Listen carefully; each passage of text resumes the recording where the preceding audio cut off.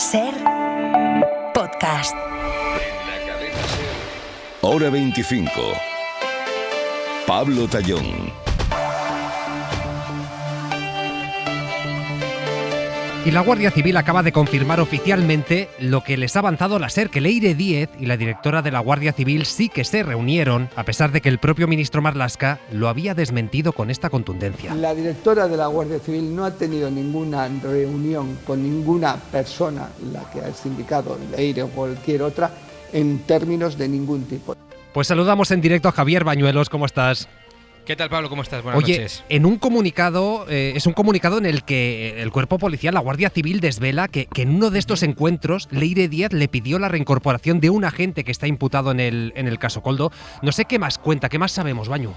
Bueno, es un comunicado, Pablo, en el que se confirma principalmente, lo apuntabas, lo que aquí en la SER hemos avanzado hoy. La directora sí se reunió con Leire Díez tras su nombramiento como directora general de la Guardia Civil. Fueron reuniones siempre a iniciativa de la exmilitante socialista, en las que Leire Díez quiso trasladarle su nueva función como freelance en el mundo del periodismo sin especificar ni dónde ni para quién trabajaba.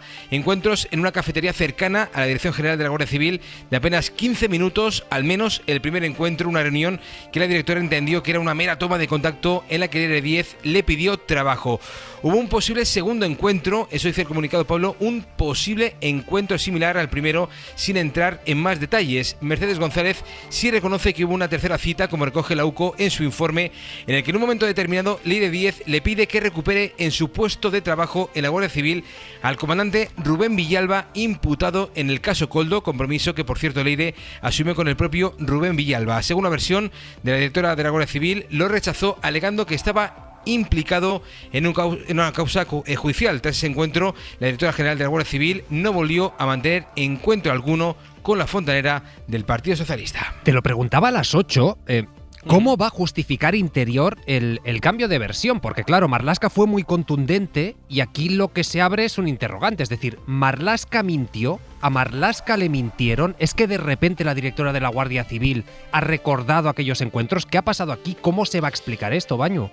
Bueno, pues lo que está claro, Pablo, es que ahora mismo la directora de la Guardia Civil sí que tiene la constancia, al menos a nivel público, ¿no? Y a nivel mediático, lo que acredita la propia Unidad Central Operativa de la Guardia Civil en esas investigaciones que han realizado, en las que sí constatan al menos 3 encuentros, 3 reuniones que hemos comentado ahora que sí que reconocen ya a nivel oficial, porque la propia UCO plasmó en ese informe que al menos en 2 casos tenían pruebas fehacientes de que sí se produjeron. Por ejemplo, en un caso se registró que se geolocalizó el móvil de Leire Díez en las inmediaciones de la sede de la Guardia Civil, y también en otro caso, en otro segundo caso, bueno, pues llegaron a multar al coche, le pusieron una multa de aparcamiento al coche de Leire Díez en las inmediaciones de la Guardia Civil. Evidentemente son pruebas muy sólidas, muy contundentes, que de alguna forma han obligado ahora sí a la directora de la Guardia Civil a tener que reconocer ahora mismo que en este caso sí se reunió en contra de lo que venía defendiendo en el último año. Pues veremos el recorrido de todo esto. Javier Bañuelos, gracias. Un abrazo, buenas noches. Enseguida seguimos repasando las grandes noticias de este jueves, pero seguro que muchos de ustedes están ahora mismo pendientes de la ropa para mañana, de si toca coger paraguas, de si toca manga corta, manga larga, y ya saben que en Hora 25 solo una persona es capaz de responder a esto. Jordi Carbó, buenas noches.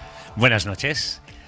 Más o menos ya has dado la respuesta, ¿eh? Ropa de un manga poco larga. De todo, ¿eh? Sí, por la mañana tendremos que abrigarnos un poco, porque va a hacer más fresco, incluso frío en el interior o en pueblos de montaña, pero durante la tarde ya estamos en junio y como en gran parte del país va a hacer sol, va a hacer un poco de calor, pero nada que ver con el que hemos tenido todavía hoy en cerca del Mediterráneo, máximas de hasta 37-38 grados. Ropa para la lluvia también. Cuidado todavía las próximas 2 horas en Cataluña, en algunos puntos cerca del Pirineo ya se han superado los 100 litros por metro cuadrado, todavía puede llover con mucha intensidad y mañana por la mañana lo hará también en Castellón y en el límite entre Valencia y Alicante, a ratos de manera torrencial. También en Baleares, sobre todo en las islas de Mallorca y Menorca. En el Cantábrico la lluvia irá desapareciendo y el fin de semana, por si alguien lo echa en falta, volverá el calor plenamente veraniego. Pues un poquito de calor. Gracias, Carbó. Adiós. Hasta luego.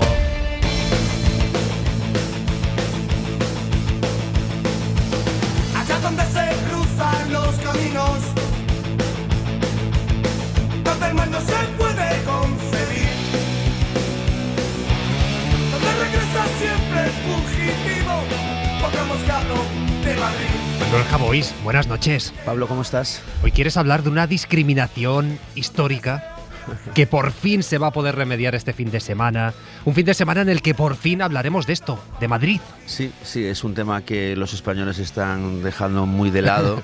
Es un Madrid asunto existe, del que los medios no se están ocupando y finalmente pues esta ciudad históricamente oprimida, que no encuentra hueco en las escaletas, finalmente tendrá su sitio. Su pequeño hueco. Sí, y yo creo que ya va siendo hora, ¿no?, de que la gente sepa que esta ciudad existe. Visita al Papa. Sí, ¿no? es Visita verdad. al Papa.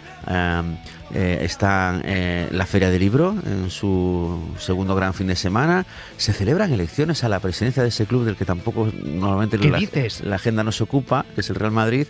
Ese gran discriminado entonces, también. yo estoy imaginando a ese señor de Pontevedra, y no me cuesta mucho porque puede ser mi padre, encendiendo la televisión y comiéndose Madrid con patatas, no una vez más, sino la vez que más, prácticamente. Yo estaba pensando, a ver si llueve. A ver si llueve. Porque ya sería el colmo, porque tú sabes ¿Te que cuando en imaginas? Madrid llueve, de repente... Esto colapsa. De repente, pues ya están los medios, ya mandan a su gente a la calle para que toquen la lluvia y abran Claro. el telediario y, oye, pues si ha habido un terremoto en Palencia, que espere, que Sí, está lloviendo, correcto. está lloviendo en Madrid. Llueve en Madrid, por Está favor. lloviendo en Madrid. Entonces yo quiero ver que esté aquí el Papa, que salga elegido el presidente del Madrid, que la Feria del Libro reúna a todos los autores y autoras y que de repente 4 gotas se lleven el protagonismo de lo que un amigo mío llama la escaleta madrileña. La escaleta que en este fin de madrileña. semana recomiendo, si tienen buen tiempo, que apaguen los televisores, que escuchen la radio pero con cierta medida y que se hagan a pasear, que se aireen, porque el madridcentrismo va a ser el absoluto protagonista de viernes a domingo. Yo ahora tendría que meter la cuña de que vamos a hacer un programa especial en esta tan maravillosa que hemos estrenado en la SER sobre la visita Bueno, del Papa. hay que decir sobre el Papa que los católicos afortunadamente no solo están en Madrid. Claro, están en Eso todas es partes así. y te diré que vamos a conectar con Canarias, con Barcelona, o sea que Vende, un poquito. que sí, me parece correcto. Florentino Riquelme. Florentino Riquelme, hombre, yo tengo más aprecio personal por Florentino Pérez. ¿Sí? Ten en cuenta que yo escribí el himno de la 10ª porque a él y a José Ángel Sánchez se le metió esa idea y yo era un tipo al que no conocía absolutamente nadie. Yo siempre estoy muy agradecido. Fíjate. En eso siempre estaré muy agradecido. Pues a ver si hay sobredosis también de Florentino. Manuel Javois, gracias. Un beso, chao. Hasta luego.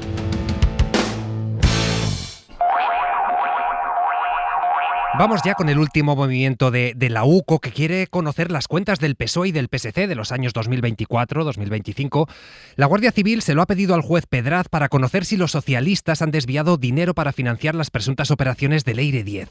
Nos la amplía Miguel Ángel Campos. La UCO de la Guardia Civil pide permiso al juez Pedraz para analizar a fondo las cuentas del PSOE y el PSC con el pretexto de que pagó un contrato publicitario de 20.000 euros a Crónica Libre, el periódico digital relacionado con Leire 10.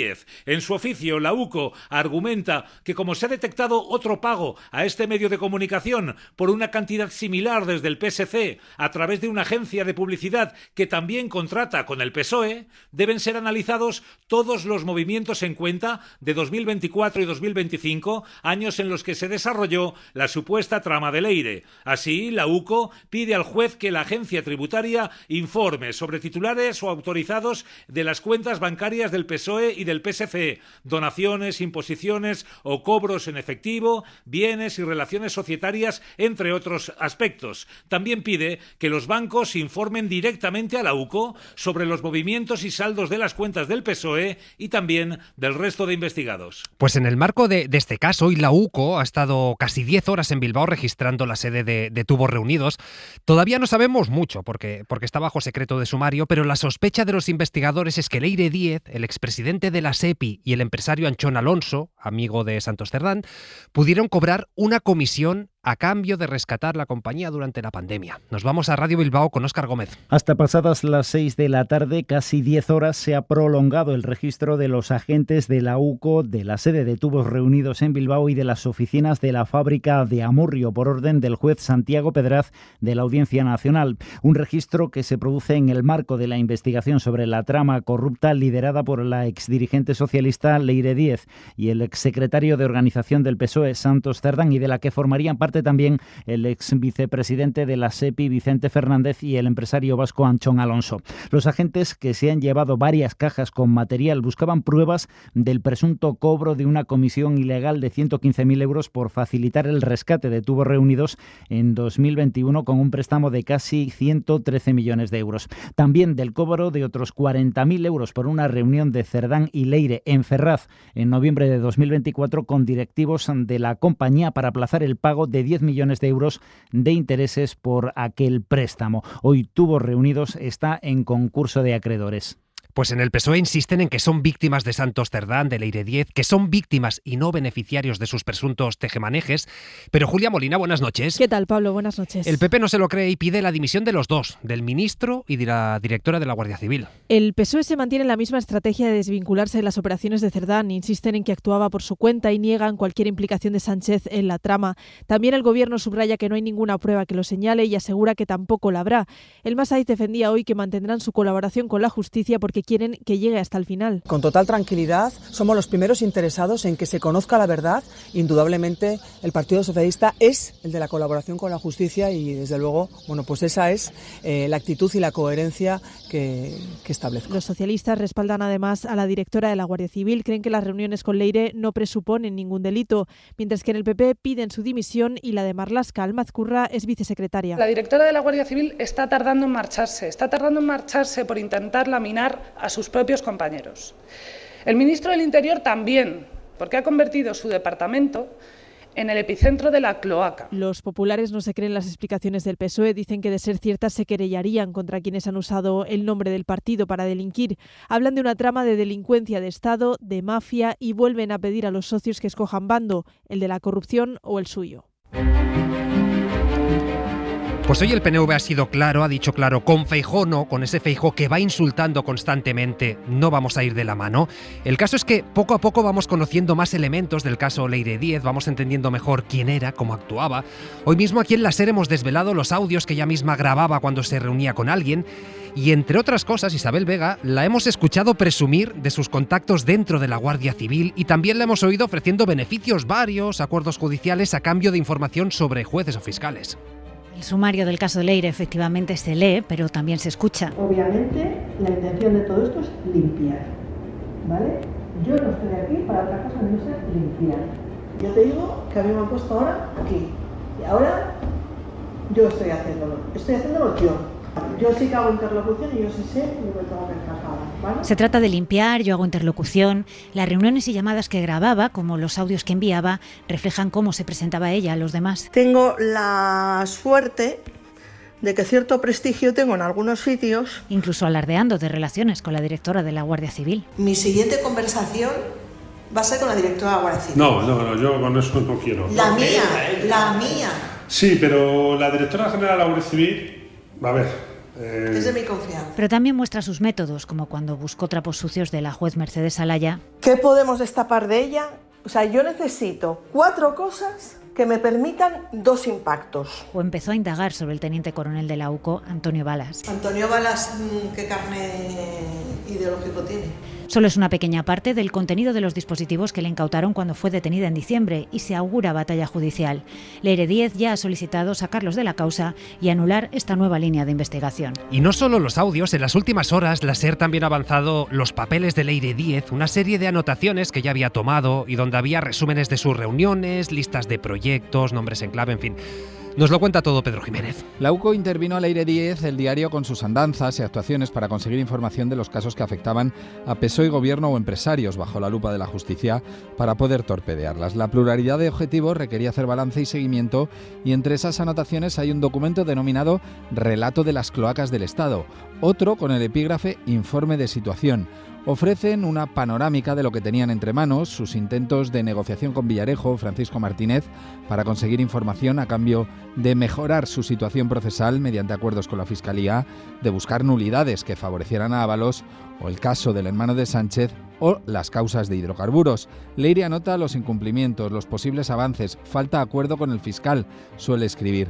Al final la trama no tuvo éxito. En su intento de paralizar estas causas, los investigados no entraron al trapo porque no se la creyeron. Los casos Ábalos, Begoña Gómez, David Sánchez, Villarejo o Francisco Martínez siguen su curso.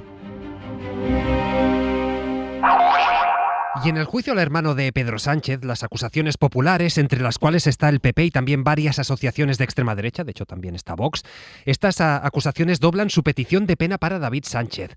Voy a volver contigo, Isa Vega, porque hoy ha declarado el hermano del presidente, también el ex líder del PSOE en Extremadura, y ambos han defendido que las acusaciones de enchufismo, pues que no se aguantan por ningún lado. La acusación popular que ejerce Hazte Oír en el juicio contra David Sánchez ha duplicado las penas que solicitaba de inicio para él tras una modificación de los delitos que también han aplicado el PP y Vox en la fase de conclusiones del juicio. Todo en una jornada en la que ha declarado el propio David Sánchez, explicando qué era la Oficina de Artes Escénicas que dirigía. Que no era entendido como una oficina en sí mismo, una oficina física con una ventanilla. Entiendo que es lo que usted quería preguntar, sí, ¿no? Que la oficina no era un edificio, sino una categoría administrativa. Entiendo que sí. A preguntas de su defensa, ha negado además haber mediado para conseguirle una plaza a su amigo Luis Carrero. Ni tengo capacidad de decir nada, ni tengo información administrativa sobre el estado de ese procedimiento. También ha escuchado el tribunal a Miguel Ángel Gallardo, para el que la mayoría de las populares han elevado la pena a 4 años de prisión. Negaba que hubiese diseñado un puesto para David Sánchez y, más aún, que lo hubiese hecho por su hermano. No me podía hablar de su hermano, primero porque tampoco es que tuviera una relación fluida, pero segundo porque ni siquiera en aquella época yo era consciente de que tuviera hermanos. La sesión se reanuda el lunes con los informes finales. Después quedará visto para sentencia.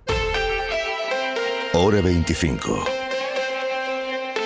Pablo Tallón. 8 y 18, 10 y 18 en Canarias. En Cataluña los profesores siguen en pie de guerra. Los sindicatos habían organizado una consulta para ratificar el acuerdo del pasado viernes, pero 2 de cada 3 participantes lo han rechazado. A pesar de eso, el Govern ha anunciado que va a aplicar el acuerdo y confía en que las aguas se calmen, a pesar de que esos sindicatos insisten en que van a mantener la huelga. Radio Barcelona, Soledad Domínguez. La consellera de Educación, Esther Niubó, ha citado mañana a partir de las 10 a los 4 firmantes del preacuerdo para analizar la situación. De momento, la Generalitat dice que está decidida a aplicar lo pactado porque tienen el aval de la mayoría de la mesa. Y a partir de aquí pues esperaremos a escuchar sus valoraciones y poder hacer esta reflexión conjunta sobre la nueva situación. Pero el sindicato mayoritario en primaria, que había defendido el sí, dice que acepta lo que han decidido los profesores de a pie y que a partir de mañana mismo vuelve a la huelga y a la movilización en las calles para seguir pidiendo mejoras. En privado dicen que tendrán que consultar de nuevo al colectivo para decidir qué priorizan, porque el preacuerdo de la semana pasada ya contemplaba un aumento del salario autonómico de 450 euros mensuales y también la contratación de más profesionales para atender a los chavales con necesidades especiales. Pues sobre educación hoy hemos hablado aquí en la SER. Bueno, hemos hablado de educación y hemos hablado de muchísimas cosas porque hemos celebrado el Seremos, que es un evento en el que hemos reflexionado sobre cómo serán nuestras vidas en las próximas décadas y en múltiples campos. Ha sido un encuentro interesantísimo por el que han desfilado ministros, expertos, sociedad civil. Lo ha seguido todo desde primera hora Estefanía Salvatierra. Ha sido aquí, en este espacio de la cadena SER, donde la ministra para la Transición Ecológica, Sara Agesen, ha anunciado ayudas por un valor de 368 millones de euros para mejorar la climatización y la eficiencia energética en centros sanitarios y educativos de titularidad pública. Hospitales públicos, nuestros centros de salud, nuestros consultorios locales también públicos, porque vamos a conseguir mejorar la climatización, la refrigeración y en esta misma línea vamos a dar ayudas a colegios y a centros educativos. Será el próximo martes en el Consejo de Ministros cuando se aprobará la primera línea dotada con 168 millones destinada a hospitales y centros de salud. En este proyecto, Seremos, también hemos escuchado a la ministra de Vivienda, a Isabel Rodríguez. 110.000 viviendas es más de lo que se construye en este momento cada año en España. Estaríamos supliendo el déficit de vivienda en torno a un 17% en un chasquido. Apuntaba a que el déficit de viviendas que tiene nuestro país podría reducirse un 17% si se recuperasen los 110.000 pisos turísticos que incumplen la normativa de sus comunidades. Y Mónica García, ministra de Sanidad, ha hablado del proyecto de inteligencia artificial que quieren instalar en las consultas de atención primaria. Para que lo que ha sido hasta ahora una barrera de comunicación entre el profesional y el paciente, que era un ordenador, pueda ser removida, puede ser eliminado. Y ha puesto en valor el modelo sanitario público español. Y sobre la guerra en Oriente, el Líbano confía en que esta vez sí Netanyahu respete el alto al fuego al que le ha obligado Donald Trump. Confía en que entre en vigor en 24 horas, pero claro, con Israel nunca se sabe. Ya saben que el gobierno ultra ha bombardeado el sur del país, matando a 3 civiles más, pero es que además ha acabado con la vida de un casco azul serbio y ha herido a otro español. Nos lo cuenta Nicolás Castellano. El presidente del Líbano ha asegurado hoy que estamos ante la última oportunidad para un duradero fin de las hostilidades. Sin embargo, Israel ha vuelto a llevar a cabo nuevos ataques en Líbano este jueves y ha vuelto a herir a varios civiles, además de matar a un casco azul y de herir a otro español, mientras uno de los ministros más radicales del gabinete de Netanyahu, Katz, el ministro de Defensa, que ha asegurado que continuarán con sus planes de ataque en el Líbano y, si es necesario, también en Beirut, no solo en Dahia, en el bastión de Hezbollah, una milicia chií que, por cierto, ha asegurado en las últimas horas que no está de acuerdo con los términos de ese supuesto alto al fuego temporal que intentan firmar a toda prisa Israel y el gobierno oficial libanés. Nadie confía prácticamente en el sur de ese país en una estabilidad de este alto al fuego prometido en tantas ocasiones. Hora 25 con Pablo Tallón.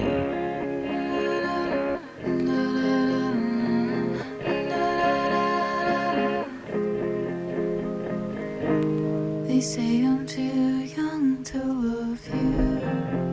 I don't know what I need. They think I don't understand the freedom land of the 70s. Ángeles Caballero, buenas noches. ¿Qué tal? Buenas noches, Pablo. Oye, hoy nos quieres hablar de un héroe sin capa, al que algunos intentan ver como un villano. Hablamos de Juan Carlos, ¿no? Sí. Un trabajador sí. del SEPE, en Mérida. Él lo que hizo... Ahora está expedientado, pero sí. Todo lo que hizo es ayudar a gente. Sí. Había ciudadanos que no conseguían cita y resulta que él dijo, venid para acá, y ahora está expedientado este hombre. Es tal como lo has contado. Y Juan Carlos, no sé si lleva o no capa, pero es un señor que ha sido capaz de generar una concentración suficiente de vecinos y vecinas de Mérida expresándole todo su apoyo. Y Obvio. En medio de toda la actualidad y la cantidad de cosas que se nos agolpan y que no da tiempo a digerirlas, a mí me apetecía traeros hoy aquí la historia de este hombre, porque se llama Juan Carlos, pero vamos a ponernos con cualquiera de nosotros. En este caso es un hombre que denuncia 2 cosas que pasan en su lugar de trabajo y que, según él, impiden que se dé un servicio adecuado. Sí. Denuncia que hay mucho colapso para atender a los que vienen y que falta personal. En esto probablemente nos podamos ver identificados muchos de nosotros. Aquí no, ¿eh? en cada cual de sus trabajos. Y en ese trabajo, en esa oficina del SEPE de Mérida, yo no sé realmente cuánto tiempo lleva él trabajando, pero sí sabemos, porque nos lo ha contado él, que lleva casi 40 años trabajando en la administración Casi pública. nada. Hay cosas que a él ya no hay que explicarle. Y a este hombre le han abierto ese expediente por atender a más gente de la que tenía su propia cita previa. Y él dice, bueno, yo llevo aquí el número suficiente de tiempo como para decir que hace años se tardaba en obtener cita 2 o 3 días y ahora pueden ser semanas. Y esa cadencia de tiempo implica un montón de cosas que, para los que no estamos en esa situación, nos parece que es un tiempo más o menos asumible, pero no. Porque ahora sabemos, no de Juan Carlos. Vamos a dejar de hablar un momento de Juan Carlos y vamos a hablar de los que hemos ido y van a cualquier oficina del SEPE. Este Servicio Público de Empleo Estatal normalmente está lleno de personas que acuden porque necesitan recibir una prestación por desempleo, que para algunos, como te decía, quizás es solo un trámite. Pero vamos a hablar de esos trámites, porque esos trámites de cuando damos por hecho que todo el mundo navega sin dificultad alguna por Internet, que todo el mundo, por supuesto, tiene acceso, que conocemos cómo funciona, hasta que conocemos las prestaciones que podemos solicitar, lo que podemos tener y lo que no. Y a todo esto y toda esa situación se llama brecha digital, que no deja de ser una forma quizá elegante de exclusión y de pobreza. Y por si acaso... Esos eufemismos que claro, inventamos. Además de hablar de trámites, vamos a hablar ahora de algo mucho más emocional, que son los estados de ánimo, porque nos podemos poner en el lugar de los que acuden a una oficina del SEPE, a cualquiera de las que hay repartidas por España. Esa vulnerabilidad, ese estado de ánimo que a veces oscila entre la tristeza, la rabia y la desesperación. Sí. Los que pueden tener cualquiera de los que han acudido a la oficina de Juan Carlos o la de cualquier otra. Por eso Juan Carlos ha dicho que lo que él ha hecho realmente, que no lo llamemos caridad, que es cumplir con su trabajo, por el que le pagan y por el que le pagamos todos los que pagamos nuestros impuestos. Desde luego. Y por eso hay días en los que chirría también en mi cabeza. Si tú te metes en la web del SEPE, sí, lo que te dice el SEPE es que trabaja por y para la sociedad. Y la actividad que se desarrolla se centra en satisfacer e investigar las necesidades de nuestro público. Por eso hoy, un día como hoy, lo que suena muy bien son esas palabras de Juan Carlos y esa respuesta de los vecinos y vecinas de Mérida. Alguien a quien simplemente, como ha dicho él, le pagan por hacer su trabajo, y alguien que quiere hacer mejor su trabajo, un servidor público, ni más ni menos. Vaya que sí, expedientado por querer hacer mejor su trabajo. Exacto. ¿Quién lo diría? ¿Quién lo diría? Ángeles Caballero, mil gracias. Buenas noches.